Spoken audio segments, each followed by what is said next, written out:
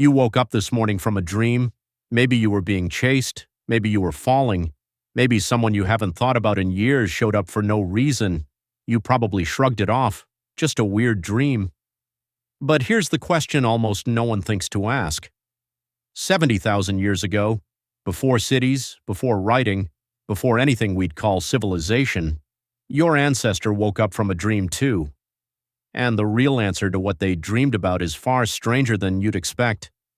Before we get there, you need to understand something. Your brain at night looks almost identical to the brain of a human who lived 100,000 years ago. Not similar, identical. The part of your brain that generates dreams, the limbic system, is so ancient it predates our species entirely. Reptiles have one, birds have one. Even fish show basic versions of it. So this isn't really a history question, it's a mirror. What ancient humans dreamed about tells you something about what your brain is actually doing right now, every night, without your permission. Researchers have three main ways to figure out what ancient humans dreamed about: cave art, ancient texts, and dream science itself, the cave art clue.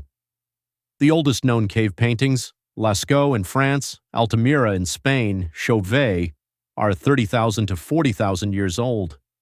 They show animals, hunts, handprints, strange hybrid figures that are half human, half beast. Anthropologist David Lewis Williams spent decades studying these images. His conclusion? Many of them weren't documenting real events.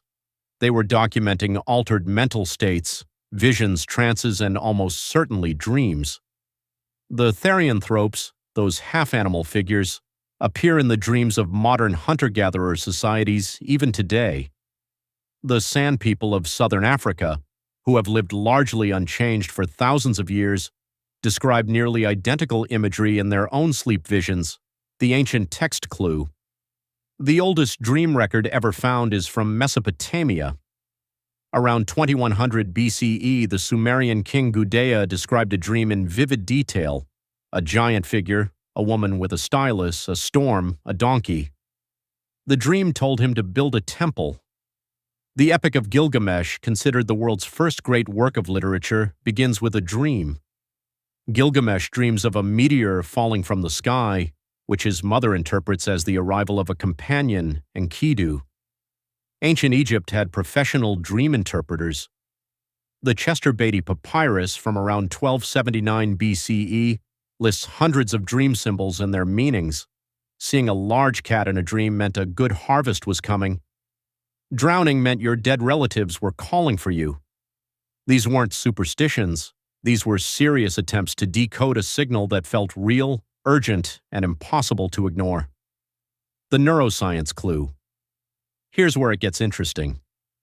A 2014 study at UC Santa Cruz looked at the dream reports of modern hunter-gatherer groups in Tanzania, the Hadza people, whose lifestyle most closely resembles what ancient humans experienced. The results were striking.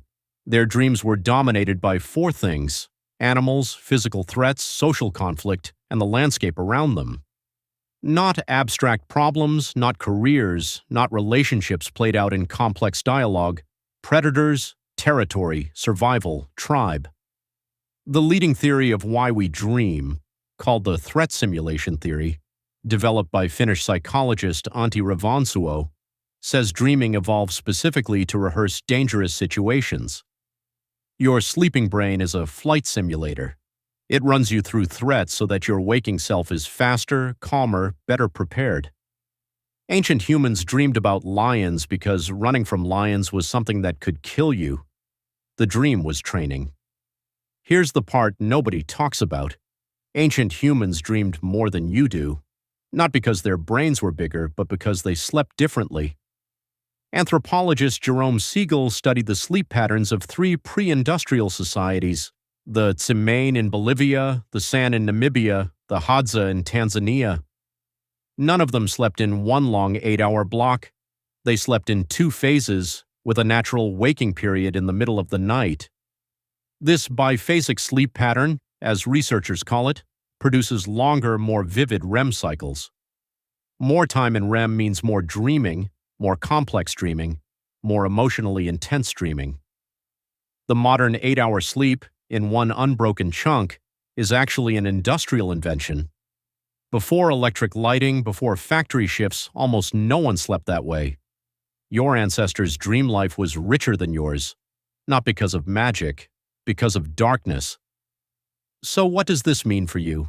That dream you had last night, the one where you were chased or falling or trapped somewhere, that's not random noise. That's your ancient brain running its original software. The threats have changed. The lion became a deadline. The rival tribesman became a difficult co-worker. The Unfaye.